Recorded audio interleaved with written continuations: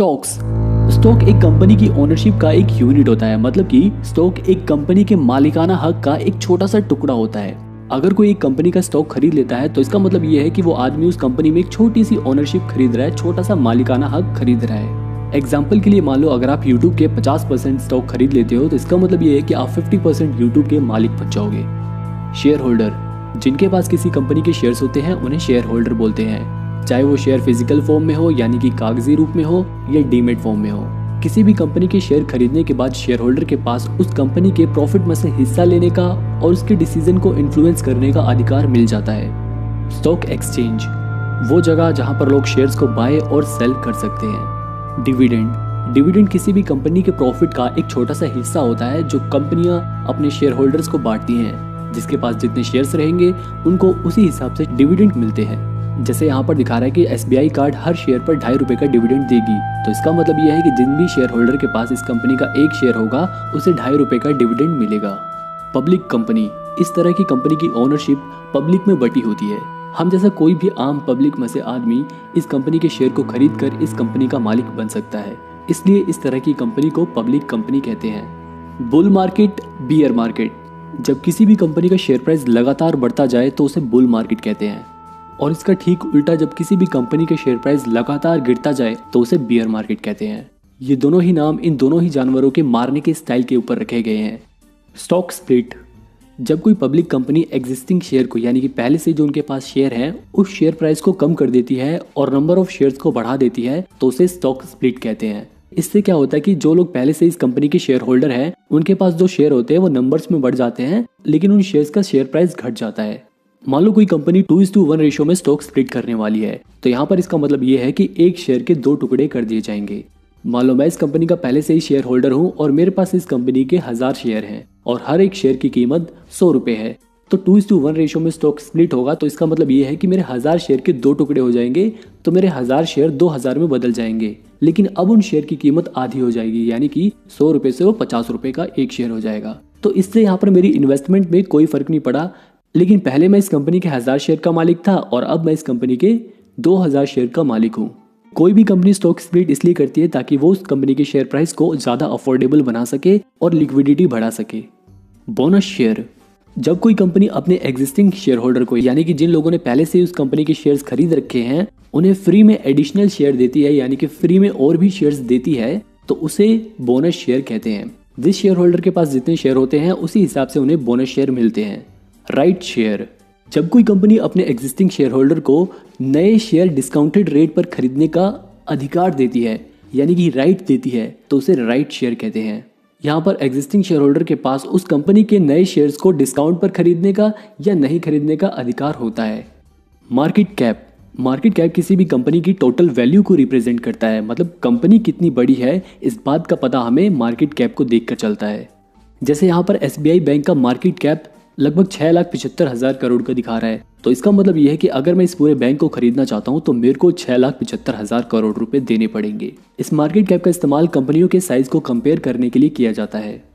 Large cap, ये वो कंपनियां होती है जिनका मार्केट कैपिटलाइजेशन यानी कि मार्केट कैप बहुत बड़ा होता है। ये कंपनियां यूजुअली वेल एस्टेब्लिश्ड होती हैं, इनमें रिस्क कंपैरेटिवली कम होता है। इन कंपनियों में इन्वेस्ट करने से इन्वेस्टर को कम रिस्क के साथ स्टेबल रिटर्न मिलता है। स्मॉल कैप कंपनीज, ये वो कंपनियां होती हैं जिनकी मार्केट में छोटी वैल्यू होती है। ये कंपनियां यूजुअली नई कंपनियां होती हैं और इनका मार्केट में प्रेजेंस कम होता है, जिसकी वजह से इनमें रिस्क ज़्यादा होता है। हालांकि इसमें ग्रोथ पोटेंशियल होता है जिसकी वजह से इसमें अच्छा रिटर्न भी मिल सकता है। मिड कैप, ये वो कंपनियां होती है जो साइज में ना ज़्यादा छोटी होती है ना ज़्यादा बड़ी, इनमें ठीक ठाक रिस्क और ठीक ठाक प्रॉफिट मिल सकता है। वोलेटिलिटी, इसका मतलब ये होता है कि कितनी तेजी से किसी भी कंपनी का शेयर प्राइस बदलता है। अगर किसी कंपनी के शेयर प्राइस तेजी से बदल रहा है तो उसकी वॉलेटिलिटी हाई है, और अगर किसी कंपनी के शेयर प्राइस में ज़्यादा बदलाव नहीं हो रहे तो वहाँ पर वॉलेटिलिटी लो है। वॉल्यूम का मतलब होता है कि एक दिन में कितने शेयर्स खरीदे या बेचे गए हैं। कैपिटल, ये एक ऐसी फाइनेंस टर्म है जो किसी भी आदमी या कंपनी की वेल्थ या रिसोर्स को रेफर करती है। इस वेल्थ या रिसोर्स का इस्तेमाल यानी कि कैपिटल का इस्तेमाल इन्वेस्टमेंट या प्रोडक्शन के लिए किया जाता है। अक्सर पैसे को ही कैपिटल कहा जाता है, लेकिन कोई भी मशीनरी या पेटेंट को भी कैपिटल कहा जा सकता है। लिक्विडिटी, इसका मतलब ये है कि आप कितनी आसानी से किसी भी कंपनी के शेयर को खरीद कर या फिर बेच कर उसे कैश में बदल सकते हो। आईपीओ का मतलब होता है इनिशियल पब्लिक ऑफरिंग, जब कोई प्राइवेट कंपनी पब्लिक कंपनी में बदल जाती है और पहली बार आम जनता से पब्लिक से पैसे इकट्ठा करती है तो उसे आईपीओ कहते हैं। बबल, देखो जब लोग किसी भी कंपनी के शेयर को लेकर ओवर एक्साइटेड हो जाते हैं और उस कंपनी का शेयर प्राइस आर्टिफिशियली उसकी एक्चुअल वैल्यू से ज्यादा बढ़ने लग जाता है, उस सिचुएशन को बबल कहते हैं। कुछ समय बाद जब असलियत सामने आती है तो बबल बर्स्ट हो जाता है, जिससे उस कंपनी का शेयर प्राइस एकदम से उस कंपनी की एक्चुअल वैल्यू तक गिरने लग जाता है और कई बार तो एक्चुअल वैल्यू से ज्यादा भी गिर जाता है। ब्लू चिप स्टॉक, ऐसी कंपनियों के स्टॉक जो फाइनेंशियली स्ट्रॉन्ग होते हैं, ये मार्केट में अच्छे से एस्टेब्लिश हो जाते हैं, अच्छे से अपने आप को स्थापित कर लेते हैं और ये कंपनियां वेल नोन होती हैं, यानी कि इन कंपनियों को ज्यादातर लोग जानते पहचानते हैं और ये कंपनियां लगातार कंसिस्टेंट अर्निंग करती हैं, लगातार प्रॉफिट कमाती हैं। ज्यादातर जो ब्लू चिप कंपनियां होती हैं वो अपने अपने सेक्टर की लीडर होती हैं और ये कंपनियां अक्सर डिविडेंड भी देती हैं। फॉरेक्स का मतलब होता है फॉरेन एक्सचेंज। ये ग्लोबल फाइनेंशियल मार्केट होता है जहां लोग करेंसीज में ट्रेड कर सकते हैं, यानी कि रुपी, डॉलर, ऐसी करेंसीज में एक दूसरे के साथ ट्रेड कर सकते हैं, उन्हें खरीद बेच सकते हैं। पोर्टफोलियो, किसी भी इन्वेस्टर के सभी इन्वेस्टमेंट्स के कलेक्शन को पोर्टफोलियो कहते हैं। होल्डिंग्स, जब कोई भी आदमी किसी कंपनी के शेयर्स को खरीद लेता है और उसे अपने पोर्टफोलियो में रख लेता है तो उसे उसकी होल्डिंग्स कहते हैं। इन होल्डिंग्स में किसी कंपनी के शेयर्स हो सकते हैं, कोई एसेट हो सकता है और म्यूचुअल फंड जैसी दूसरी इन्वेस्टमेंट भी हो सकती हैं। इंटरेस्ट, जब आप किसी से लोन लेते हो और वो उस लोन पर आपसे थोड़े एक्स्ट्रा पैसे लेता है, उस एक्स्ट्रा पैसे को इंटरेस्ट बोलते हैं। हिंदी में इंटरेस्ट को ब्याज कहते हैं। बॉन्ड्स, जब कोई इन्वेस्टर किसी कंपनी को या गवर्नमेंट को लोन देता है और उसके बदले इंटरेस्ट अर्न करता है तो उसे बॉन्ड कहते हैं। सिक्योरिटीज, स्टॉक मार्केट में सिक्योरिटीज का मतलब होता है कोई भी ऐसा स्टॉक या bond, mutual funds, options, futures, derivatives, ऐसे सभी फाइनेंशियल इंस्ट्रूमेंट जिन्हें ट्रेड किया जा सके उन्हें सिक्योरिटीज कहा जाता है। ब्रोकर्स, आप डायरेक्टली स्टॉक मार्केट में जाकर शेयर्स नहीं खरीद सकते, इसलिए आपके बिहाफ पर जो स्टॉक मार्केट से आपके लिए शेयर खरीदता है उन्हें ब्रोकर कहते हैं। यूजुअली जो ब्रोकर होते हैं आपके लिए शेयर खरीदने या बेचने के बदले आपसे थोड़े बहुत चार्जेस लेते हैं। आजकल ये जो ब्रोकर होते हैं वो ऑनलाइन हो चुके हैं। असेट, ऐसे रिसोर्सेज जो किसी के पास होते हैं जिनकी कोई इकोनॉमिक वैल्यू होती है। ये एसेट कुछ भी हो सकता है, सोना, चांदी, पैसा, किसी कंपनी का स्टॉक, कोई प्रॉपर्टी, कोई गाड़ी, जिन्हें आप अपने पास रखते हो इस उम्मीद से कि आगे फ्यूचर में इसकी वैल्यू बढ़ जाए और आप उससे पैसे कमा सको। कमोडिटी, ऐसी बेसिक चीजें जो लोगों के बीच में इंटरचेंजेबल होती हैं, यानी कि आपस में एक्सचेंज करी जा सके, जैसे कि अनाज, सोना, चांदी, तेल, गैस। कमोडिटीज ज्यादातर रॉ मटेरियल को ही कहा जाता है। स्टॉक मार्केट में कमोडिटीज को भी ट्रेड किया जाता है, यानी कि इन सभी चीजों को ट्रेड किया जाता है कॉन्ट्रैक्ट्स के जरिए। स्टॉक मार्केट में अगर कोई इन चीजों को बाय और सेल करता है तो उसे कमोडिटीज मार्केट में ट्रेडिंग कहा जाता है। यील्ड, मतलब आप जो अपनी इन्वेस्टमेंट से अर्न करते हो उसे यील्ड कहा जाता है। ये स्टॉक मार्केट में यूजुअली परसेंटेज में होती है। जैसे एसबीआई बैंक का डिविडेंड यील्ड 1.5% का है। इसका मतलब ये है कि आप इसमें जितना भी पैसा इन्वेस्ट करोगे उसका 1.5% आपको लगभग डिविडेंड के रूप में कमाई होगी। P ratio, price to earning ratio, एक ऐसी रेशो है जिसका इस्तेमाल इन्वेस्टर या फिर एनालिस्ट किसी भी स्टॉक के वैल्यूएशन का पता लगाने के लिए करते हैं। इस पी रेशो को देखकर यह पता लगाया जाता है कि क्या कोई कंपनी ओवर वैल्यूड है या अंडर वैल्यूड। जैसे एसबीआई का पी रेशो है 10.59। इसका मतलब ये है कि मुझे इस कंपनी में 1 रुपए का प्रॉफिट कमाने के लिए लगभग 10.5 रुपए इन्वेस्ट करने पड़ेंगे। अक्सर ये कहा जाता है कि पी रेशो जितना कम हो उतना बढ़िया हो, लेकिन कई बार पी रेशो मिसलीडिंग हो जाता है क्योंकि जरूरी नहीं है जो कंपनी पहले प्रॉफिट अर्न करती आ रही है वो फ्यूचर में भी उतना ही प्रॉफिट अर्न करेगी। इंडेक्स, ये कई सारी कंपनियों के स्टॉक्स का एक लिस्ट या फिर ग्रुप होता है, मतलब ये कई सारी कंपनियों के स्टॉक्स का एक कलेक्शन होता है। इन इंडेक्स को देखकर हम इकट्ठे ओवरऑल कई सारी कंपनियों की परफॉर्मेंस का अंदाजा लगा सकते हैं। जैसे कि निफ्टी 50 एक इंडेक्स है जिसमें इंडिया की 50 बड़ी बड़ी कंपनियों का कलेक्शन है, जिन्हें देखकर हम इकट्ठे इंडिया की कई सारी कंपनियों की परफॉर्मेंस का अंदाजा लगा सकते हैं। फ्यूचर्स क्या है? एक फाइनेंशियल कॉन्ट्रैक्ट है जिसमें बायर और सेलर दो पार्टीज होती हैं जो आपस में एग्रीमेंट करते हैं किसी स्पेसिफिक असेट को लेकर कि हम भैया इस असेट को एक स्पेसिफिक प्राइस पर स्पेसिफिक डेट पर खरीदेंगे। यहाँ पे ये जो बायर और सेलर होते हैं इन दोनों की ऑब्लिगेशन होती है कि भैया बायर को वो असेट खरीदना ही पड़ेगा और सेलर को वो असेट बेचना ही पड़ेगा एक्सपायरी डेट पर। वो दोनों ही इस एग्रीमेंट से मुकर नहीं सकते। वहीं देखो ऑप्शंस क्या होता है, ये एक फाइनेंशियल कॉन्ट्रैक्ट होता है जिसमें एक पार्टी दूसरी पार्टी को किसी स्पेसिफिक असेट को किसी एक स्पेसिफिक प्राइस पर निश्चित समय तक खरीदने का अधिकार देती है, राइट देती है, उसे ऑप्शंस कहते हैं। मतलब कि जो ऑप्शन कॉन्ट्रैक्ट के बायर होते हैं उनके पास ये राइट होता है कि वो उस शेयर को खरीदे या ना खरीदे, उनके पास तो ये राइट है, लेकिन ऑप्शन सेलर को वो एसेट बेचना ही पड़ेगा एक्सपायरी डेट पर अगर ऑप्शन बायर खरीदना चाहे तो। अगर ऑप्शन बायर नहीं खरीदना चाहता उस एसेट को तो कोई बात नहीं। तो इस कॉन्ट्रैक्ट में मेन यही होता है, ऑप्शन बायर के पास राइट होता है लेकिन ऑब्लिगेशन नहीं होती, लेकिन ऑप्शन सेलर की ऑब्लिगेशन होती है ऑप्शंस के अंदर। अब देखो इसमें भी दो होते हैं, एक होता है कॉल ऑप्शन, एक होता है put option. Call option contract holder को अलाउ करता है उस ऑप्शन को एक्सपायरी डेट तक खरीदने के लिए, उसको राइट दे देता है। पुट ऑप्शंस जो होते हैं वो ऑप्शन होल्डर को उस एसेट को एक्सपायरी डेट तक बेचने का राइट दे देते हैं। ईटीएफ्स में बास्केट ऑफ स्टॉक्स होते हैं, मतलब कई सारे स्टॉक्स का बास्केट बना होता है जो नॉर्मल स्टॉक्स की तरह खरीदे या बेचे जा सकते हैं। ईटीएफ का अपना प्राइस होता है जो मार्केट की डिमांड और सप्लाई के बेसिस पर डिसाइड होता है। ईटीएफ के अंदर कई सारी सिक्योरिटीज हो सकती हैं, जैसे कि स्टॉक हो गया, बॉन्ड हो गया, या कमोडिटीज हो गई, या फिर हम कह सकते हैं ऐसी बहुत सारी सिक्योरिटीज का एक कलेक्शन होता है ईटीएफ। ईटीएफ में कई सारी कंपनियों के स्टॉक हो सकते हैं, विदेशी कंपनियों के भी स्टॉक हो सकते हैं। लाइबिलिटीज, देखो लाइबिलिटीज किसी इंसान या किसी कंपनी की उधारी को दर्शाती है, मतलब जितनी लाइबिलिटी होगी उतना ही उस कंपनी को या उस आदमी को कर्जा चुकाना होगा। लाइबल का देखो मतलब होता है जिम्मेदारी, तो मतलब वो उस उधार को चुकाने के लिए लाइबल है, यानी कि जिम्मेदार है, इसलिए इसे लाइबिलिटीज बोलते हैं।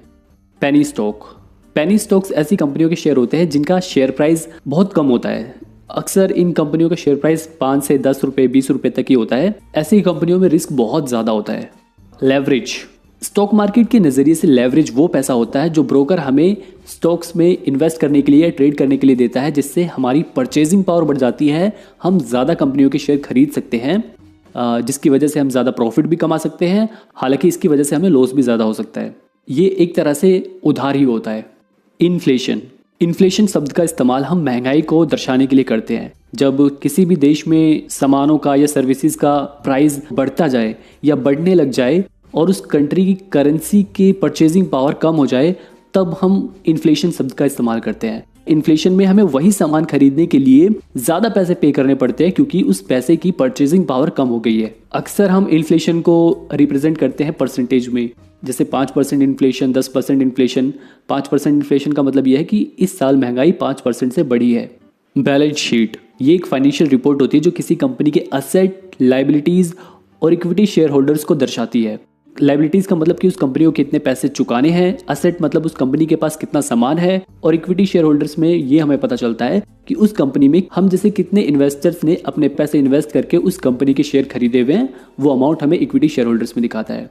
तो बैलेंस शीट क्या है? एक ऐसी रिपोर्ट है जो एक पॉइंट ऑफ टाइम पे ये बताती है कि इस साल इस कंपनी में कितने असेट्स हैं, कितनी लाइबिलिटीज़ हैं और कितने इक्विटी शेयर होल्डर्स हैं। बिड का मतलब होता है एक बायर किसी स्टॉक को खरीदने के लिए ज़्यादा से ज़्यादा कितने पैसे दे सकता है, उसे बिड कहते हैं। आस्क, एक सेलर किसी भी चीज़ को बेचने के लिए कम से कम कितने पैसे लेगा, उसे आस्क कहते हैं। ब्लैक स्वैन एक फाइनेंशियल टर्म है जो अनएक्सपेक्टेड इवेंट को डिस्क्राइब करती है, जिसकी वजह से किसी भी कंपनी की शेयर प्राइस अनएक्सपेक्टेड तरीके से बहुत ज़्यादा गिर जाता है। ये अनएक्सपेक्टेड इवेंट कुछ भी हो सकता है, जैसे पॉलिटिकल कॉन्फ्लिक्ट हो गई, या फिर कोई नेचुरल डिजास्टर हो गया, या फाइनेंशियल क्राइसिस, कुछ भी ऐसा अनएक्सपेक्टेड इवेंट हो जाए जिसकी वजह से शेयर प्राइस एकदम से बहुत ज़्यादा गिर जाए, तो हम इस सिचुएशन को ब्लैक स्वैन कहते हैं। डेड कट बाउंस, जब किसी भी कंपनी का शेयर प्राइस गिरने लग जाए और फिर थोड़े समय के लिए थोड़ा सा शेयर प्राइस बढ़े, लेकिन जैसे ही उसका प्राइस बढ़ता है उसके बाद उस कंपनी का शेयर प्राइस और तेजी से गिरने लग जाता है और ज़्यादा गिर जाता है, तो उस सिचुएशन को डेड कट बाउंस कहते हैं।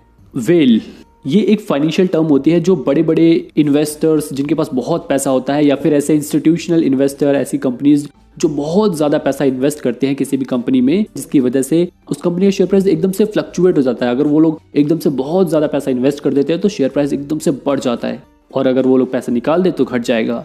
ये नाम इन इन्वेस्टर को इसलिए दिया जाता है कि जैसे समुद्र में वेल जब चलती है तो उसका इम्पैक्ट बहुत ज़्यादा होता है, इसी तरह से जो इस तरह के इन्वेस्टर होते हैं वो बहुत ज़्यादा पैसा इन्वेस्ट करते हैं, जिसकी वजह से शेयर प्राइस में भी बहुत इम्पैक्ट पड़ता है, इसलिए इन्हें वेल्स कहा जाता है। पंप एंड डंप, ये एक तरह का फ्रॉड होता है जिसके अंदर किसी सस्ती कंपनी के शेयर को टारगेट किया जाता है और उस कंपनी के बहुत सारे शेयर खरीद लेते हैं। इसके बाद वो लोग उस कंपनी के बारे में पॉजिटिव न्यूज़ फैलाते हैं, अच्छी खबरें फैलाते हैं, ऐसी अच्छी खबरें फैलाकर कि ये कंपनी बहुत प्रॉफिट देगी। रिटेल इन्वेस्टर को अट्रैक्ट करते हैं ताकि वो भी उस कंपनी में अपने पैसे इन्वेस्ट करें, और जैसे ही रिटेल इन्वेस्टर उस कंपनी में अपने पैसे इन्वेस्ट करते हैं, ये जो फ्रॉडस्टर होते हैं वो उस कंपनी के शेयर को बेच देते हैं, जिसकी वजह से उस कंपनी के शेयर प्राइस में एकदम से डिप आने लग जाता है, डंप आने लग जाता है, और रिटेल इन्वेस्टर को नुकसान हो जाता है। तो पंप मतलब उन्होंने गलत न्यूज़ फैलाकर उस कंपनी के शेयर को बढ़ाया, और डंप मतलब जैसे उन्होंने उस कंपनी के शेयर को बेच दिया तो उस कंपनी का शेयर प्राइस गिर गया। पैनिक सेलिंग, जब किसी कंपनी का शेयर प्राइस किसी न्यूज़ की वजह से या अफवाह की वजह से, किसी भी गलत न्यूज़ की वजह से गिरने लग जाए और जो उस कंपनी के इन्वेस्टर होते हैं वो उस न्यूज़ की वजह से पैनिक होकर उस कंपनी का शेयर जल्दी से बेच देते हैं, जिसका रिजल्ट ये होता है कि उस कंपनी का शेयर प्राइस और भी गिरने लग जाता है, तो उस सिचुएशन को पैनिक सेलिंग कहते हैं। क्योंकि यहाँ पर जो इन्वेस्टर होता है वो घबरा के अपने शेयर बेच देता है, जिसकी वजह से कंपनी का शेयर प्राइस और भी गिर जाता है। शॉर्ट सेलिंग, शॉर्टिंग एक तरह की इन्वेस्टमेंट स्ट्रेटेजी होती है जिसके अंदर ट्रेडर ब्रोकर से किसी भी कंपनी के स्टॉक को बोरो करके उसे करंट प्राइस पर बेच देता है, और जैसे ही उस कंपनी का शेयर प्राइस गिरता है वो उस कंपनी के शेयर प्राइस को खरीद लेता है, जिसकी वजह से उसे प्रॉफिट हो जाता है, क्योंकि उसने पहले हाई प्राइस पर बेचा और बाद में उसे लो प्राइस पर खरीद लिया। लेकिन देखो इसमें कई बार उल्टा भी हो जाता है। मान लो अगर कंपनी का शेयर प्राइस गिरने की जगह बढ़ जाए तो इस सिचुएशन में क्योंकि उसने पहले से ही वो शेयर सेल कर दिए हैं, बाद में उसे जब बाय करना होगा तो उसे हाई प्राइस पर बाय करना होगा, जिसकी वजह से उसे लॉस हो जाएगा। तो शॉर्ट सेलिंग का इस्तेमाल जब भी किया जाता है जब किसी कंपनी का शेयर प्राइस गिरे। ठीक है। लिमिट ऑर्डर, इस तरह के ऑर्डर में किसी भी कंपनी के शेयर को हम बाय या सेल करते हैं एक स्पेसिफिक प्राइस पर, यानी कि निश्चित कीमत पर या फिर उससे भी बेटर प्राइस पर, उसे लिमिट ऑर्डर कहते हैं हम। स्टॉप लॉस ऑर्डर, ऐसे ऑर्डर्स जिसमें हम पहले से ही तय कर लेते हैं कि इस सर्टेन प्राइस पर पहुंचते ही हमें इस कंपनी का शेयर प्राइस खरीदना है या बेचना है, उन्हें स्टॉप लॉस ऑर्डर कहते हैं। स्टॉप लॉस ऑर्डर में हम सेल वाले ऑप्शन का यूज अपने लॉस को कम करने के लिए करते हैं। मार्केट ऑर्डर, ऐसे ऑर्डर जिसमें हम किसी भी स्टॉक को मार्केट प्राइस पर खरीदते हैं, यानी कि उस समय जो मार्केट में उस कंपनी के शेयर का भाव चल रहा है उसी भाव पर खरीदने वाले ऑर्डर को मार्केट ऑर्डर कहते हैं। इस तरह के ऑर्डर में ऑर्डर एग्जीक्यूट होने की गारंटी होती है, लेकिन किस प्राइस पर ऑर्डर एग्जीक्यूट होगा इस बात की गारंटी नहीं होती। ये एक तरह से ऐसा ही है कि आप कोई सामान खरीद रहे हो बिना किसी मोल भाव के। GTT ऑर्डर, इन्हें गुड टिल ट्रिगर ऑर्डर कहते हैं, जिसके अंदर आप जो ऑर्डर प्लेस करते हो वो जब तक ट्रिगर नहीं हो जाता, यानी कि जब तक पूरा नहीं हो जाता, जब तक कैंसिल नहीं होगा। हालांकि इस तरह के ऑर्डर की वैलिडिटी सिर्फ 1 साल की होती है, यानी कि अगर 1 साल तक ये ऑर्डर एग्जीक्यूट नहीं होता, ट्रिगर नहीं होता, तो ये ऑर्डर अपने आप ऑटोमेटिकली कैंसिल हो जाएगा। डे ऑर्डर, ये भी एक तरह का ऑर्डर होता है जिसके अंदर किसी भी स्टॉक को बाय या सेल करने का ऑर्डर प्लेस किया जाता है एक स्पेसिफिक प्राइस पर, लेकिन इस तरह के ऑर्डर की वैलिडिटी सिर्फ 1 दिन की होती है, इसलिए इन्हें डे ऑर्डर कहा जाता है। अगर उसी दिन ये ऑर्डर एग्जीक्यूट हो जाता है तब तो कोई दिक्कत नहीं, लेकिन अगर एग्जीक्यूट नहीं हो पाता तो ये ऑटोमेटिकली कैंसिल हो जाता है। एवरेजिंग डाउन, ये एक तरह की इन्वेस्टमेंट स्ट्रेटेजी होती है जिसके अंदर जो इन्वेस्टर होता है उसने जिस कंपनी के स्टॉक में इन्वेस्ट कर रखा है, अगर उस कंपनी का स्टॉक प्राइस गिरने लग जाता है तो वो उस कंपनी में और पैसे इन्वेस्ट करता है, जिसकी वजह से इन्वेस्टेड स्टॉक का जो टोटल प्राइस हो जाता है वो एवरेज होकर कम हो जाता है, इसलिए इसको एवरेजिंग डाउन कहते हैं। एग्जाम्पल के लिए मान लो पहले मैंने किसी कंपनी के 100 शेयर खरीद रखे थे 100 रुपये के प्राइस पर, बाद में उस कंपनी का शेयर प्राइस गिरकर 80 रुपये हो गया और मैंने दोबारा से उस कंपनी के 100 शेयर खरीद लिए, तो टोटल अब मेरे पास 200 शेयर हो गए और इन 200 शेयर का एवरेज प्राइस को 100 रुपये से 90 रुपये पर ले आया, तो इस सिचुएशन को एवरेजिंग डाउन कहते हैं।